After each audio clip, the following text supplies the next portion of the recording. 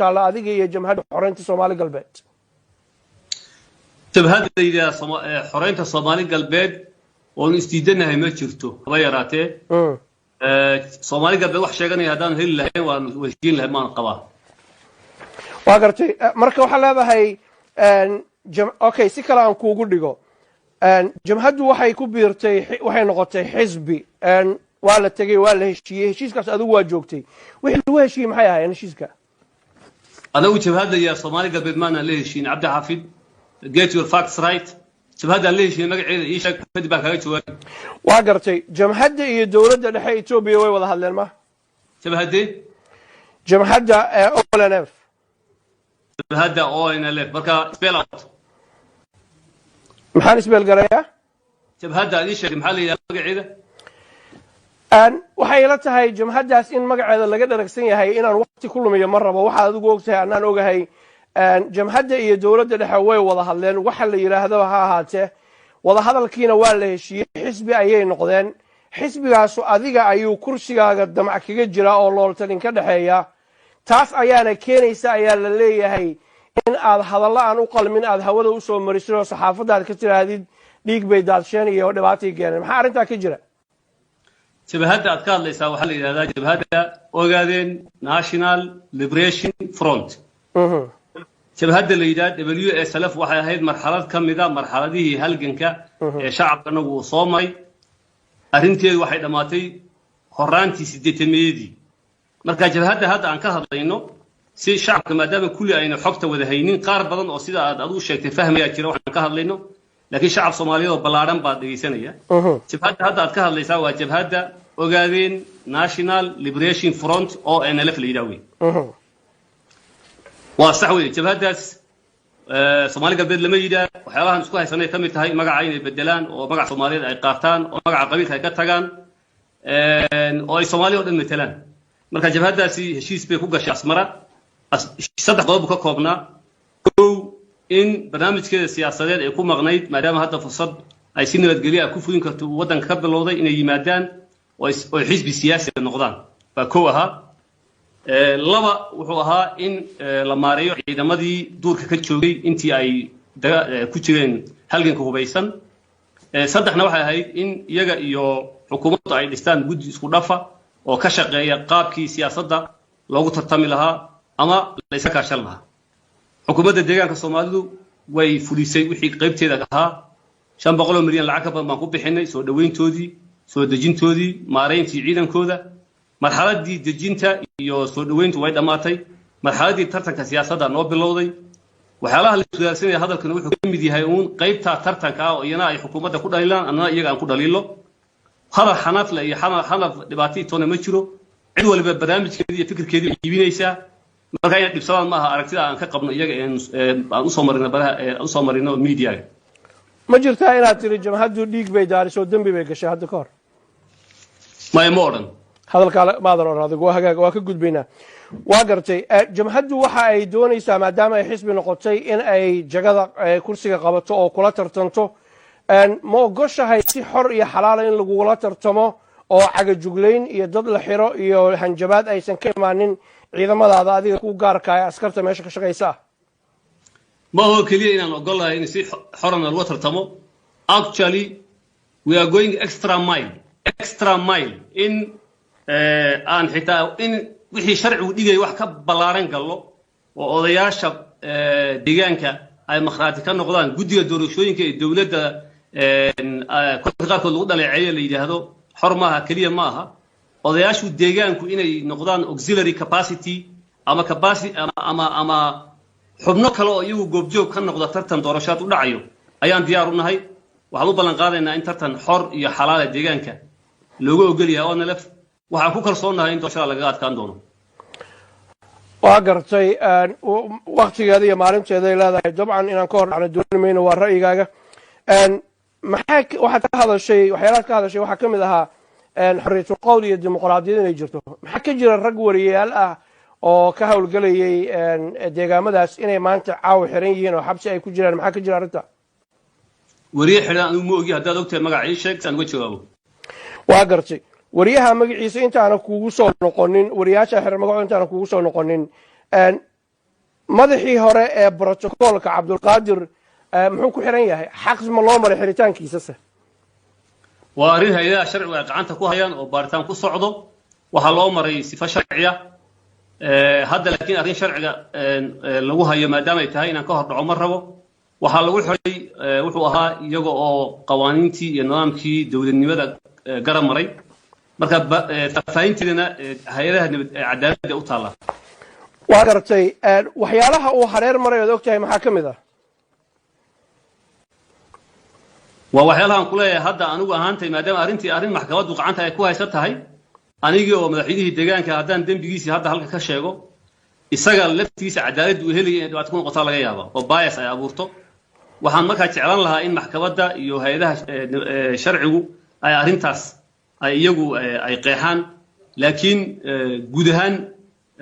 inuu sharciga baal maray oo kala dambayntii iyo kala amar qaadashadii uu diiday qalalaase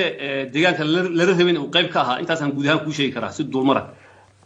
qalalaasahaas waa waxaad mararka qaarkood ku tilmaantay ayaa laleeyahay afgembi ujeedada masaasa qalalaasa siyaasadeed baan idhaanu hadda qalalaaso siyaasadeed noo yaro qiix marka hadduusan afgembi aad sheegaysa ahayn qalalaasa siyaasadeed wuu qeexan yahay waa qalalaasa siyaasadeed qalalaaso siyaasadeed wuxuu noqon karaa baarlamaanka oo la hor istaago oo geli waaye shaqadooda qabsan waaye wuxuu noqon karaa qof siyaasi oo la xiro wuxuu noqon karaa dad mudaharaadyo sameeya wuxuu noqon karaa dad rabshado geysta nooca uu yahay noo qiix adigu intaaba iyo waxyaalo dheeraad buu noqon karaa waa saas sheegtay laakiin aan waxaan ku daynayaa qalalaasa siyaasadeed hadda waagaag wariyayaasha xiran waxaa ka mid ah mahdi xasan nin la yidhaahdo gafdiid khadar colaad maxaa ka jira xogtaan hayo khadar colaad oo aniga ahaan jiray advisorkayga ahaa ma xidhna banaanku joogaa lamana xidhin totally waa been gafdiid yarka la yidhaah oo golaha dhexe onlfa weriye ma aha waa siyaasi golaha dhexe ee jabhadda onlfa wuxuu ku dhawaaqay fal dembiyeed dil in lagula kaco madaxweynaha deegaanka oo aniga ah toddobaad weliba aniga walaalkii la tooriyeeyey oo tuhun ah in dad isa ku dhowi ay tooriyeen ayuu arrintaa ku dhawaaqay waa la xidhay laakiin hadda waa la sii daayay mahdi xasan ma xidhna total ma xidhna laakiin ma xidhna marka taas waxay muujinaysaa saddexdaa magaceeda haysaba inayna xidhnayn adaa xaqiijin kara hadhow la soo hadli karaa waagaag gafdiid xarigiisa tuhun waxaan ahayn miyaa lagu hayaa mise wax cad baad u haysaan xarigiisa waxaa lagu hayaa wax cad oo audio visual ah wax cad oo audio visual ah mar keliya ma ahayn muddo dheer ayaa wuxuu ka shaqaynayey waxyaalo baalmarsan qawaaniintii iyo sharcigii ay soo rogtay dowladda federaalku ee ah isticmaalka baraha bulshada oo si khayr mas-uulnimo ah kicinta bulshada iska horkamidda diimaha abaabulka in qabiil ku duulo in dadka diimaha kala haysta ee deegaanka jooga la laayo siyaabo kacdoon oo noocaasa ayuu ka shaqaynaya oo na xusuusinaysa xansuuqii ka dhacay jijiga August 4 marka in badan baa loo dulqaatay laakiin aakhirkii markii ay meel adag gaadhay hay'adaha nabadgelyadu talaabada qabsadeen kadibna annagoo ka duulayna imidka deegaanka hadda banaanku jooga walow cadaymo ku filan in maxkamad lagu geeyo oo lagu xukumo ay yaalaan wagaag cadaalad inuu heli doono oo loo qaban doono garyaqaano isdifaaci doono ma suurto gelinaysaan oo xaqiisa uu heli karo si uu maaragtay arrinta cadaaladda ay u suurto gasho horta iminka banaanku joogaa waan ku odhiba banaankuba joogaa lawyer buu qabsan karaa television baa laga soo deyn karaa haddii la rabo maxkamadda hadduu dalbado ehelkii iyo qaraabadii iman karta waxaa iman kara hadduu u baahdo caddaan niman hadduu u baahdo inuu u yeedho oo maraykanka ka socda way soo geli karaan wax haba yaraatee loo diidan ma jirto laakiin hadda maba xidhna noomana qorshaysna in arrintii loo sii raaco oo xabsi lagu celiyo wahagaag waa gartay waxaan kaloo jecelahay inaan wax kaa weydiiyo waxaad ka soo hadashay hadaayata waxqabadkaagii iyo waxaad idiin qabsoomay inta aanan fursad kuu siin waxa kuu qabsoomi waayey iyo sababto caawa jigjigaad fadhidaa waxaana ka jira biyo la-aan baahsan oo dhibaatada ugu weyn dadka haysata ay ka mid tahay biyuhuna waa aasaaska nolosha ama wax walboo nool maxay ku dhacday jigjiga inay caawa biyo la-aan tahay horena aysan u ahaan jirin jigjiga biyo la-aan way ahaan jirtay hadda ka hor waan la sheegi karaynin haddana waa la sheegayaa intaasaa u dhaxaysa waxay jigjiga biyo la-aan u tahay maadaama mashaariic 5 bilyan oo bir ku dhowaada oo xilliga cabdiile in la fuliyo ahayd la cunay oo haba yaraatee meel alla meel ay maraan aan la haynin intii anagu aanu nibadna mashaariicdii aanu bilownay weli ayna dhammaanin laakiin aan rajeynaa hadday dhammaadaan laakiin dhanka biyaha coverageka biyaha magaaladu aad buu fiican yahay population fara badan baa kusoo jabay oo yimid magaalada intii isbedel kadib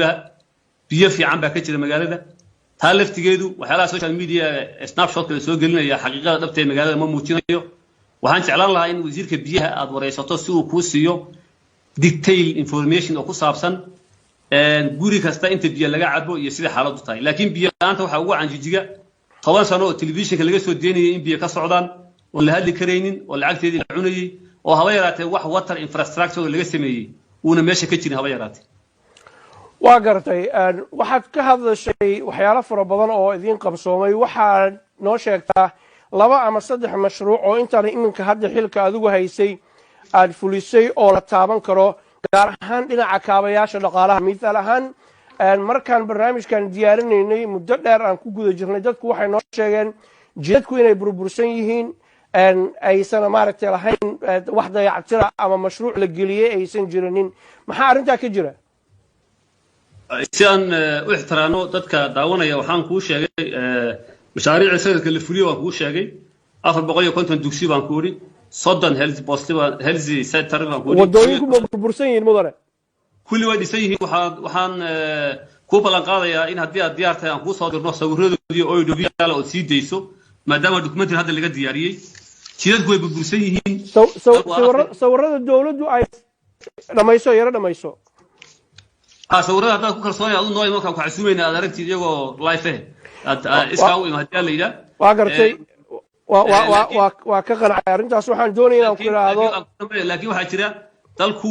waddanka laguma hogaamiyo baahi baa jirta laguma hogaamiyo dalkani baahi baa ka jiri doonta maanta ka jiri 5 sano kadib bay ka jiri 50 sano ka jiri dalalka aad joogtay horumaray ingiriisku uga horeeyo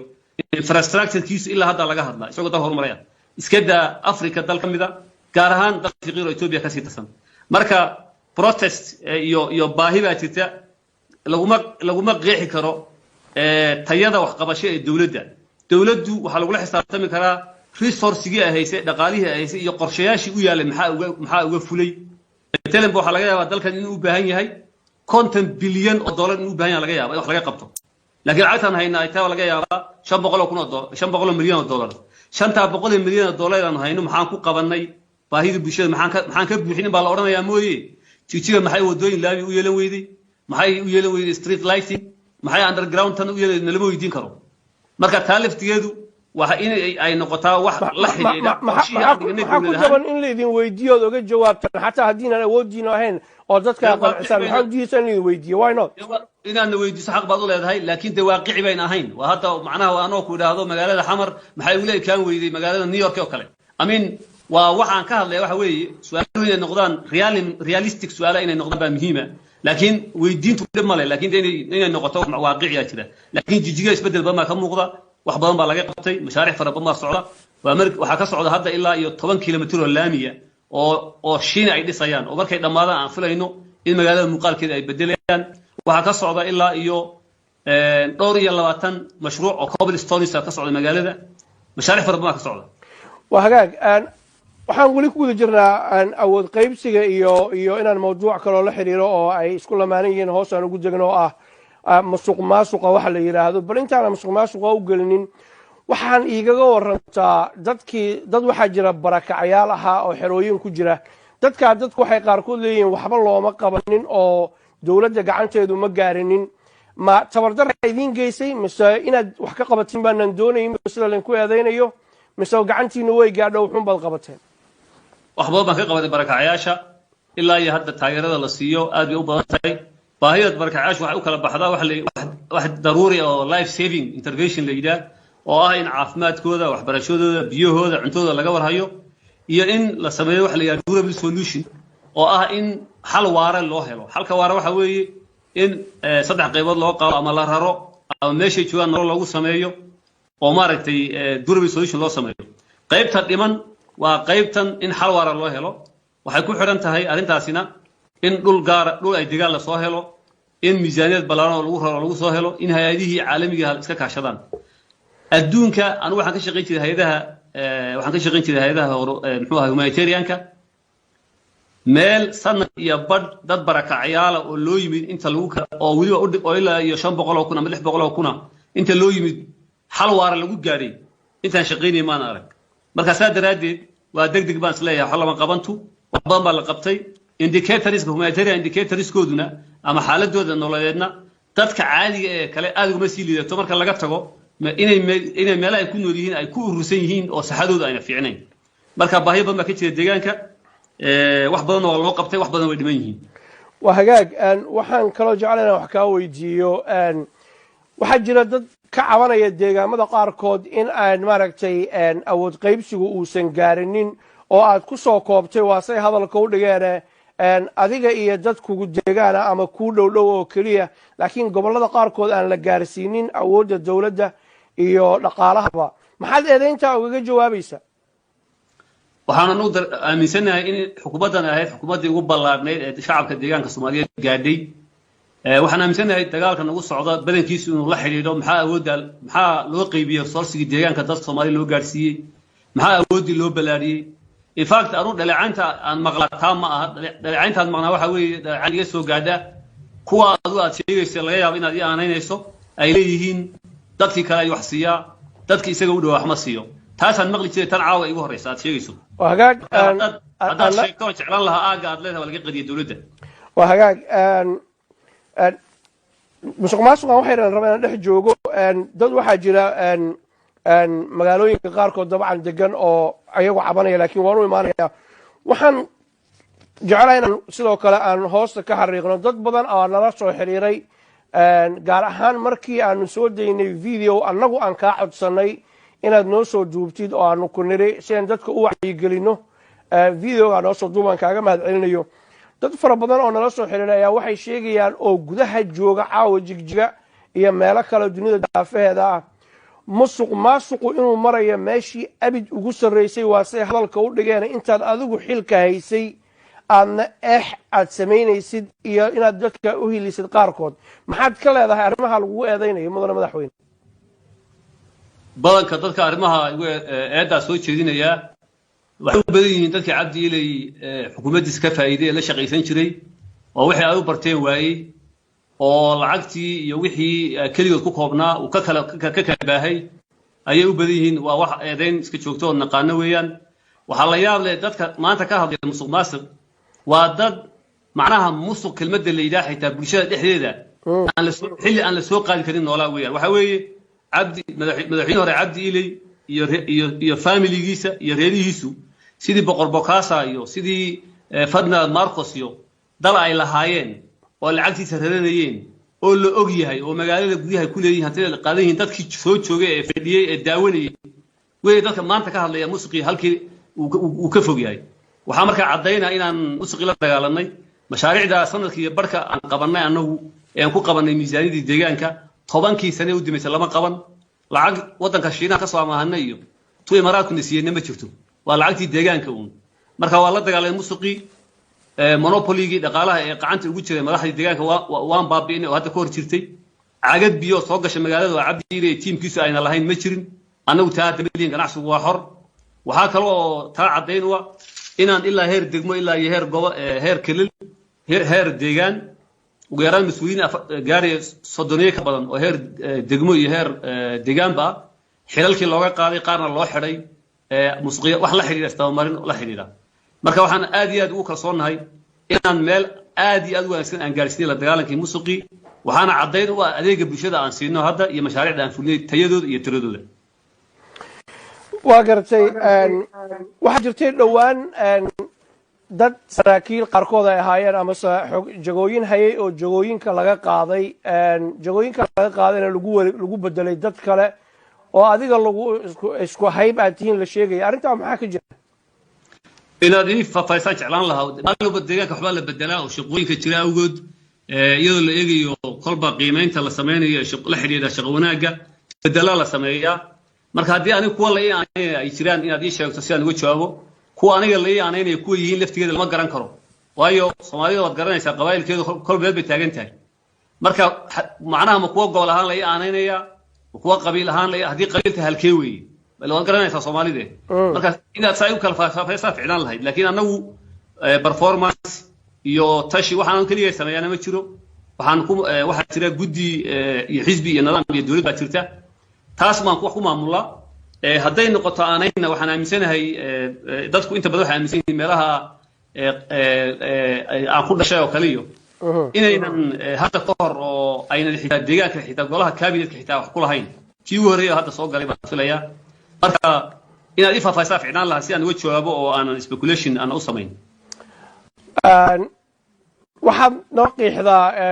waxaan doonayaa inaan adiga fursadda marka hore ku siiye dhowrkii qof oo ugu dambeeya xilka ka qaaday 3 ilaa 5 bilood oo u dambeysay ay ahaayeen waxa ugu dambeeyay hogaankii nabadgelyada waxa laga qaaday maxaa uga qaaday waxa looga qaaday isagoo gudan waayay waajibaadkii loo igmaday kana doorbiday inuu maaragtay ku lug yeesho hawlo lid ku ah shaqadii loo diray nabadgelyada maxaa ka mid ah hawlaha waxaa ka mid ahaa muxuu ahaayey u kala xasho qabaa'ilka deegaanka ee ahayd inuu cadaalad u sameeyo waxaa ka mid ah musuqmaasuq baahsan waxaa ka mid ah xafiiskii oo jahwareeray oo istaraatiijiyad degan oo lagu maamulo ayna jirin iyo guud ahaan shaqooyinka nabadgelyada oo hoos u dhacay waagaag shaqsiga lagu bedelay maxaa ku soo xulatay shaqsiga lagu bedelay waxaan ku soo xushay aqoon iyo karti iyo sumcad shacabka Soomaaliyeed muxuu ahaayey Soomaaliyeed ku nool ay ku yaqaanaan waa nin doctor of PhD haysta oo public health iyo conflict resolution xalinta khilaafaadka intaba ku takhasusay weey deegaanka aqoon lahaa ka shaqeyn jiray ilaa iyo heer la taliya madaxweyne ahaan jiray akhlaaq wanaagsan iyo weliba strategic thinking oo ah qof aan filayno in sectorka security-ga ama nabadgelyada oo u baahan in si ka duwan sidii hore loo maamulo maadaama hadda ka hor uu ahaa meel lagula dagaalamo jabhadda ONLF iyo ururada markaa loo arkayay inay mucaaradka yihiin hadda laakiin arrintaas ayna jirin sectorkan u baahan yahay in transformation uu sameeyo cid qaban karto capacity le markaan raadinaynay qof aan u aragnay inuu qaban karo weeyaan waagaag 5 jago ugu sarreysa dawladdaada markaad eegtid afarta adiga marka laga reebo afarta kale nimanka haya mas'uuliyiinta haya dadka qaar waxay leeyihiin jagooyinkii oo dhan Mustafa waxa uu ku taxay dad asaga ay isku jifo yihiin ma waxa leedahay arrintaas wax jira ma musuqaha waa been cad weeyaa shanta ugu sarreysa maan eegna wacdooda isla eegnaba go ahead waxa weeye madaxweynaha deegaanka waa aniga afayeenka baarlamaanku waa nin gobolka ka soo jeeda daawa mooyaali xagga ka soo jeeda weeye madaxweyne ku-xigeenku wuxuu ka soo jeedaa gobolka city shinil ka soo jeedaa gudoomiyaha maxkamadda sare wuxuu ka soo jeedaa Togwa Chale iyo Agaas ka soo jeedaa Auditor Generalku wuxuu ka soo jeedaa Jigjiga madaxa xarunta dhexe xisbiga wuxuu ka soo jeedaa gobolka Liibaan shanta ka sareyso kale oo aan ogahay ma jirto waagaag daawadayaasheena su'aal ay qabeen bay ahayd ayaga ayaan u daynaynaa meesha ka keenayna ayaga la aadi doono kulli waa ku mahadsan tahay ay wali xogaa waxaan musuq la yara joogo waxaa jirtay haddaan xasuustaydu aysan khaldanayn in ay jirtay meel laga dhisayay isbitaal dhiigga lagu kaydiyo oo aad tiri isbitaalkii hawshiisii waa la wadaa wasiirkaaga caafimaadkuna uu yidhi arrintaa waxba kama jiraan oo projectigaasu ma bilaabanin labadiina yaa saxsan haddii hadalka sida loo dhigay ay sax tahay isbitaal ma hayne wuxuu ahaa bangiga blood banki dhiigga buu ahaa wuxuu ka socdaa magaalada Fiiq buu ka socdaa hadda uu gabagabooday 80% uu dhamaaday in la qalabeeyo ayaa harsan marka iyada isbitaal uu bilowday 2 bilood min lahaa waxay ahayd arrin la xidhiidhay warbixintii la soo gudbinayay markaas oo uu bilowday ima bilaabin wasaaradii anagu aan nidib ahaa marka wasiirkiina wuxuu yiri mashruucu ma bilaabna waxa tiri meel fiican buu marayaa adiga wasiirkaagu miinaan isla soconno iska warqabinin aniga wasiirkanu bilaadan baan iska daa anaga adduunka meel bala khaldama miscommunication ku dhaca waa normal nothing unique about it waa wax markiiba meeshii iyadoo la fadhiyo la hadal imaamku sida la yidhi mashruucii uu bilowday oo dhulkii waa lala wareegay qofkii qandaraas laha iyo ma bilaabin baa la yidhi mashruuca lacagtiisa lama cunin isla wiig baa lagu bilaabay maanta mashruuci waa gabagabo mashruuc inuu gabagabo yahay waa wax wanaagsan oo aan malihin gabagabo ma ahan laakiin waxa aan hoosta ka xariiqayaa miscommunication waa dhacayees laakiin miscommunicationka amase hadalka in maaragtay isdaba maro way dhici kartaa bini aadan baa leeyahay kuma diidani hilmaanku waa dhici karaa haddaad bankigii dhiigga hilmaanaysaan inuu bilowday iyo in kale maxaad kaloo xasuusanaysaan baad isleedahay maxaa kaloo ilownay adaan ku weydiinayaa waxaan ka hadlaynay mashaariic gaadhaya 500 600 mashruuc ka hadlaynay waxaan ka wadaa oo la jeedaa madaxweyne waxaan oo la jeedaa haddii taas aad ilowdeen oo bankigii dhiigga dadka lagu badbaadinaya aad ilowdeen ma laga yaabaa britain inaad biyaha ilowdaan ma laga yaabaa britain inaad korontada ilowdaan britain ma laga yaabaa inaad amniga ilowdaan cabdi xaafid waxyaalo fara badan oo dadka inaga sugayaan baa muhiim ah oo inaan ka joogno u baahan bankiga lama iloobin adduunka typo baa jira miscommunication baa jira wasiirkii xogta uu ka helay magaalada wuxuu ahaa mashruucii waa la bilaabay ninkii qandaraaslaha mashruucii wuu bilaabay tii buu iisoo gudbiyeen ku hadlay gobolkii baan ka jeegaraynay maya ninkii wuu yimid meeshii laakiin weli ma bilaabin baa la yidhi isla goobtii la fadhiyay baa lagu saxay it is absolutely wax laga hadlo oo weyn haba yaraatee maaha waa wax isla halkii lagu saxay weeyaan total waa hagaag goorma ayaa mashruucaas marka la soo gabagabeynaya maadaama 80% ee wada dhammaalisaa tiri wuba dhammaadaan kuleeyahay hadda waxaa haddaad u baahato waxaa lagu soo dirayaa halkuu marayo iyo design-kiis halkuu marayo kulli lagu soo dirayaa hadda waxaa noo dhiman in shaqadii adeegii uu bilaabo waxaan ka hadlaynaa waxay ahayd 8 bilood ka hor hawshan u dhacday si fiican baa la socdaa baarlamaanka deegaanka xaaladiisa isuu u shaqeeya nooga waran waa maxayse khilaafka idiin dhexeeya adiga ayaga anuu khilaaf anagu baarlamaan noo dhexeeya ma jiraan haba yaraatee baarlamaanku hawshiisa wuu qabsadaa hawlihiisa wuu fushadaa maalin walba ilaa iyo inta haddaan ogahay baarlamaanku kolaan isqabsanay ma jirto shaqadiisa sidii hore ee waagii cabdi ilay uu joogay si ka duwan buu u qabsadaa awal qays baa la sameeyey guddiyo joogto ah jira mashaariicday soo eegaan xukuumadday la xisaabtamaan markaan warbixinta geynaan ugu qabsadaan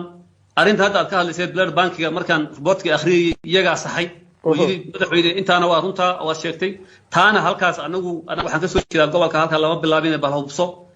waan feedback-aan dhegaysanay waan uga jawaabnay haba yaraatee wax khilaaf oo noo dhexeeya oo anagu yahay ma jiro waa hagaag waxaan jeclahay inaan kula wadaago nin la yidhaahda irshaad maxamed doolaal oo muddo dhowr bilooda ku xirnaa magaalada jigjiga oo adiga si toosa u sheegaya inaad adigu ka dambaysay ciidamo aad leedahay afduubeen ninkaa kaa horreeyey ciidamadii dadku afduubi jiray oo kale u afduubeen oo lagu xiray etoobiya gaar ahaan ardis ababa maxaa ka jira ninka arrintiisa adiguna aad amartay waa suu hadalka u dhigaya dadka waa la xidhi karaa dowladda dadka way xidhi kartaa meelaan dadka lagu xidhi ma jirta adduunka maxaa lagu xidhay ma sharci baa lagu xidhay mise laguma xidhin ma tacaddi baa loo geystay mise looma geysan baa la isweydiinayaa hadday noqoto qof kastoo la xidho oo waddanka jooga maxaa loo xidhay dee dowlad aan wax xidhin adduunka xagee ku aragtay xiritaanku mushkilada ma ahan xiritaanku qofka wuxuu leeyahay xaq buu leeyahay iyo xuquuq iyo in sharciga loo maro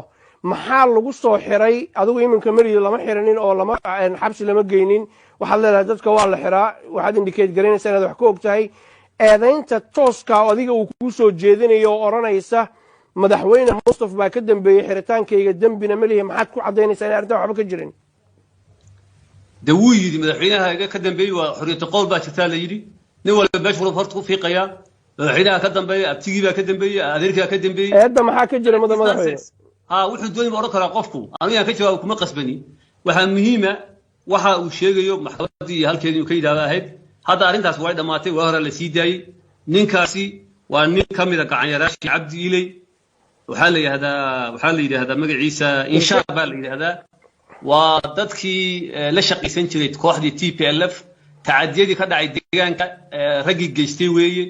waa nin ka taajiray dhiiggii shacabka Soomaaliyeed ee gobolkan waa nin aan sumcad fiican deegaanka ku lahayn laakiin sumcadiisa waxba nagama gelin maanta ma xidhna waxba looma haysto laakiin isagu wuxuu ka raadinayaa faa'iido siyaasadeed buu ka raadinayaa inuu yidhaha madaxweynaha deegaanka ay xidhay maadaama uu ogaa cabdi ilay oo dadka xidha oo qofkii wax xidhaba madaxweynuhu ogaan jiray haba yaraatee wax maanta taagan maaha bannaan ku jooga xor buu yahay waana la xidhi karaa haddii uu dhibaato kala sameeyana berrina waa la xidhi karaa waa gartay haddii uu tacadiyaddaa geystay oo uu ka mid ahaa dadkiisa waa hadalka adigu dhigtay dhibaatada inta la qayb ka qaato oo ka beec mushtaray dhiigga shariifka ummadda Soomaaliyeed waa sad adigu hadalka u dhigtay mar labaad muxuu dibadda u joogaayoo sharciga loo marin waa wuxuu u joogaa maadaama anagu go'aankan qaadanay uu yahay markay noqoto political justice-ka deegaanka in dadkii dhibaatada geystaan banaanka ka geyno intaan karayno iyadoo nidaamka iyo maadaama nidaamka systemka oo dhan dambi la gelinayay wixii collaboratorska ahaa ee dhibaatada geystay kulli aan la wada tuuri karin oo system caburada uu meesha ka jiray oo qofka dambiga lagu qasbayay haddana dadkii hormoodka ka ahaa dhibaatada isagii inta la halmaashay la midka ahaa haddii dadkii ay dhibaateeyeen ay soo dacweeyaan maxkamad geystaanna inaan ku taageerno haddii kalena maadaama baaxadda dhibaatadii dhacday ay ballaaran tahay annagu xukuumad ahaan inaanan dembi u raacan cidna hore aan u soconno waxaan noo yaallay howlaha noo yaalla aan ku mashquulo go'aan aan qaadanay ayaa yaalla laakiin wixii ka dhacay deegaanka haddii aan sii gallo isagaa iyo kuwa kaloo la mid ah haddadaan taaganahayna waxay u haliilayaan uun wixii shalay ay u barteen ee ahaa in uun